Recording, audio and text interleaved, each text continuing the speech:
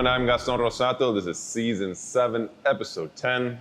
And I'm Renzo Rosato, and I'm extremely excited about this week's car, a car that holds a big part of the motorsport history, none other than the 1986 Ford RS 200. The RS 200 is a special car on its own, this car being particularly even more special.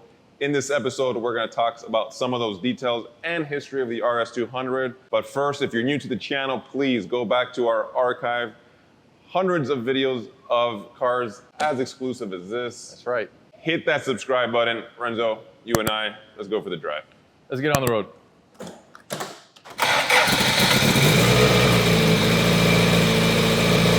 right, Renzo, first things first, very obvious, we're in a very tight cabin.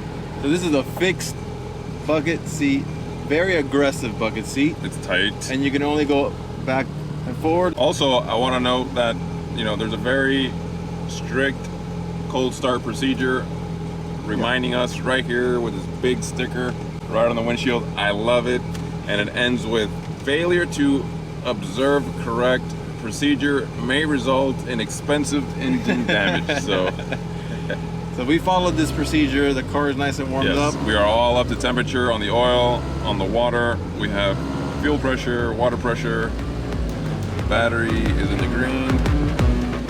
Let's go and enjoy this.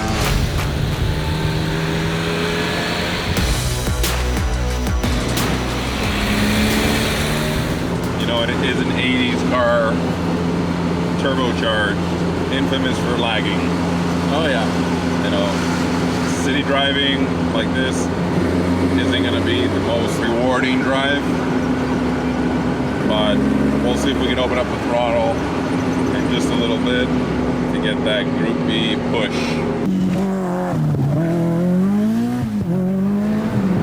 I forgot my note cards to read out the next turns for you.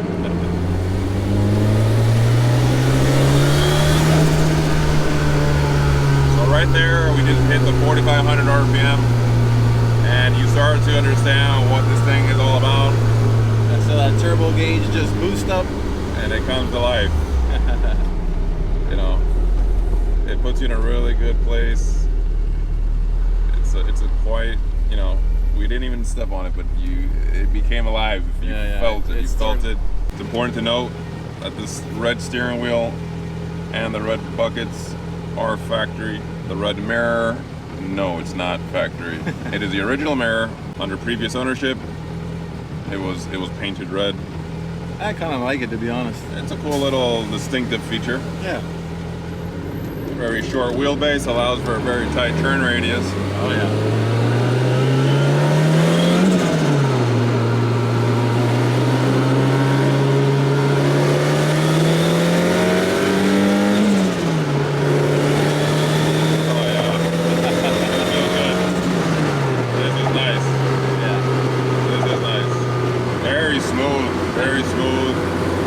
Transition of power from gear to gear, and the car feels solid.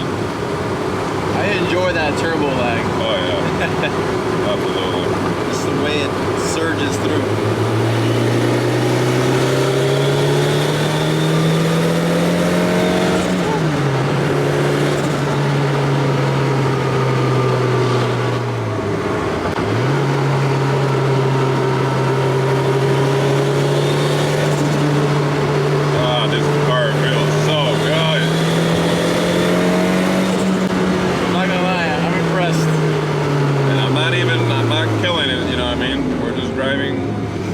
We're driving it strong, but we're not killing it here. Let me tell you, I'm very impressed. She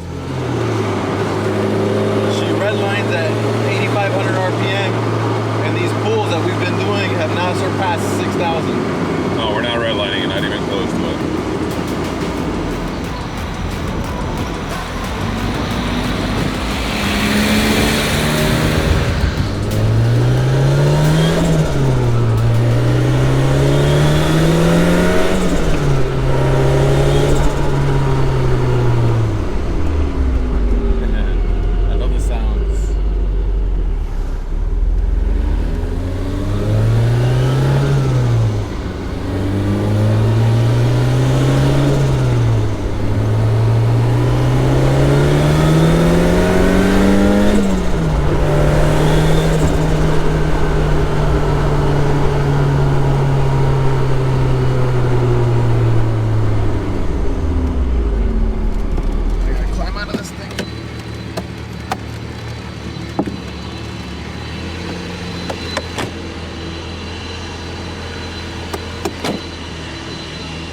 Well, this is my first time as a passenger on an RS200, which is probably a little more frightening.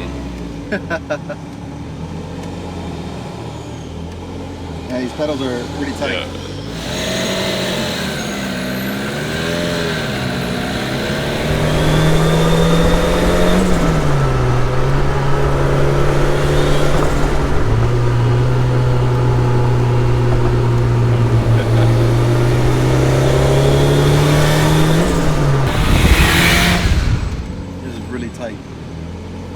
Steering wheel, the pedals, seat.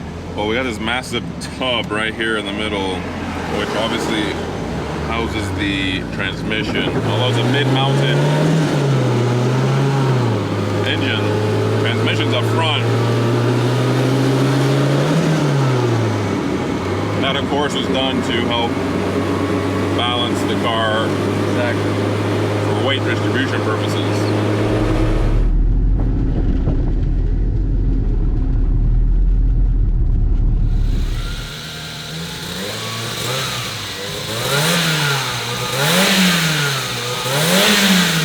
From a wonderful drive, what a thrill, Renzo.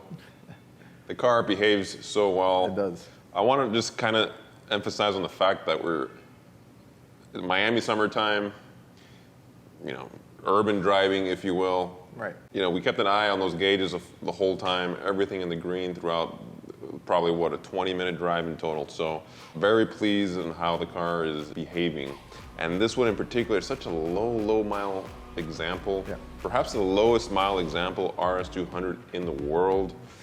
And I'm a little bit torn between that because I can appreciate and I love preservation cars. Thanks to those cars, we know what the standard is and how these cars should be for future restoration projects and things like that. Right. But at the same time, it was a car so purposely built, and for some of the most hardcore racing in the world, and yet there she sits so untouched and so preserved with under 3,500 miles, you know. So we're talking about a little over 5,500 kilometers. Yeah.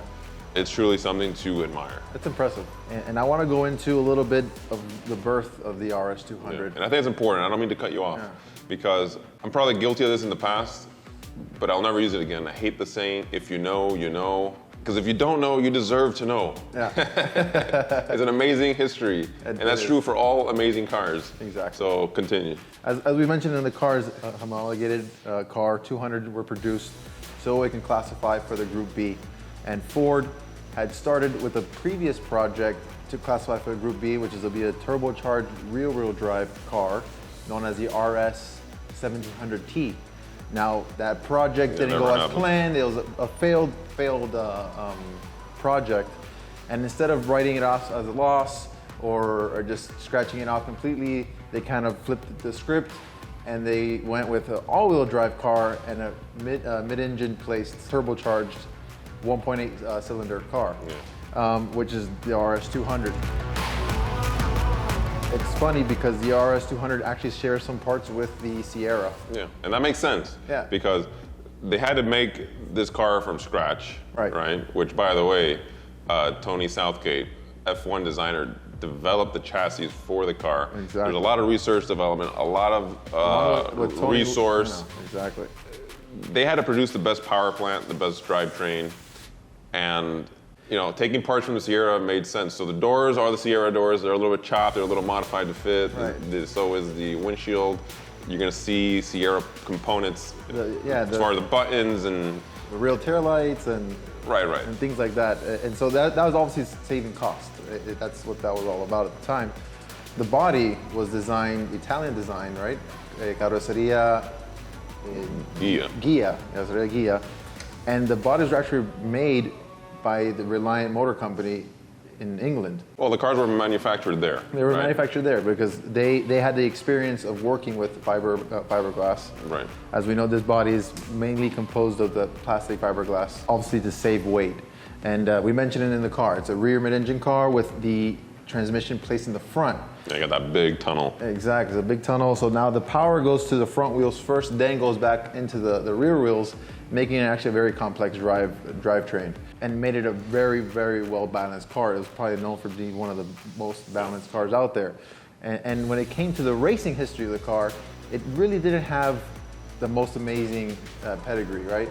But that's okay. The car, I think the failure of that lack of pedigree, right, you know, all of a sudden becomes automotive history, and we're so, I guess, thankful for that failure, because yeah, it's not, you know, this is not the only car with that Group B history. Of course. The car was debuted, it was short-lived, but then it went on to do other things besides Group B. Right. And, you know, these cars were highly, highly modified. I mean, the street car, like you mentioned, 250 horsepower. Right. But there's versions out there that go up to they're 800. saying between 700 and 800. I can't imagine what it would be to drive this car with that kind of power, and also to think that that power plant can produce that kind of power. We're so underpowered right now that, you know, you think, how do you break that engine with?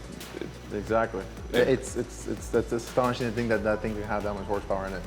And you know, I think the engineering part of the car is what's most fascinating. It's incredible. Yeah, that radiator that sits on the roof. The scoops on the side and the top of the roof. It's so nice aggressive. to look at. The car, I keep looking back there because the car is back there. Yeah. And I just the design of, and the suspension. yeah. So the wishbone suspension. Double wishbone suspension, double coilover suspension on all four on corners. all four corners. Yeah. For you know, handling purposes. I really want to take that car out and take it to the limit. You know? This is not the example to do it. No, at least not for me. I'm not going to do it personally. Yeah. But if, you know, whoever buys this car, and if that's what they're going to do with it, I mean, I congratulate them, because at the end, that's what they were meant to do. And unfortunately, there's not many examples out there, I think, that you can do that with, because. Yeah. And speaking of examples, this one in particular is believed to be the last customer delivered car, chassis number 00169. And it would make sense based on the chassis number.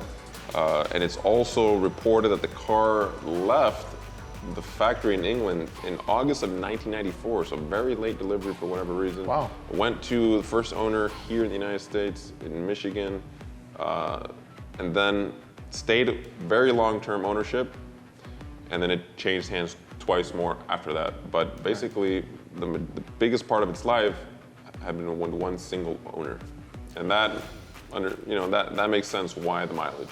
Exactly. The car comes with the manual, and we have some service history. Last year, it received a a very comprehensive mechanical update. Simply, not because of the miles, obviously, it's the time, right? The time. So overhaul of the course. turbo and fuel lines and brake lines, and it's all detailed as far as what was done to it, and you feel it when you drive it. Yeah, and I know whoever ends up with this car is going to enjoy it. If I were to keep the car, I'd do some modifications, and that would probably just be change the bucket seats. So I could be a little So more you could comfortable fit. in there. Because like you said, this is something that I think the car is beautiful. The speed line, wheels. Yeah, I love how it says Speedline, and it also says Ford Motorsports. Exactly. Very special. A lot of special things of this car, and I don't get tired of looking at it. Every day we walk in here, I sit there at least for like a minute or two and just appreciate the car. There's nothing else like it on the road. No. And that's why people use that phrase, if you know, you know, because it's such a small pocket, such a small segment of the market, Yeah. that it takes a true connoisseur or a true enthusiast to understand the beauty, the history, and the relevance of this car. So with that, we want to just end this episode. We want to thank you for watching, and we hope this car goes to the right home. We do, and we hope you guys get to enjoy, you know, the visuals, and then we try to bring you as much as we can to our viewers so they can, you know, experience these cars as much as we can. We're very lucky to be in the position we're in to do this. Hopefully it justifies. Exactly. So folks, please hit that subscribe button for more content. Thank you for watching, and we'll see you next week. I'm Renzo Rosato. And I'm Gaston Rosat. Peace out.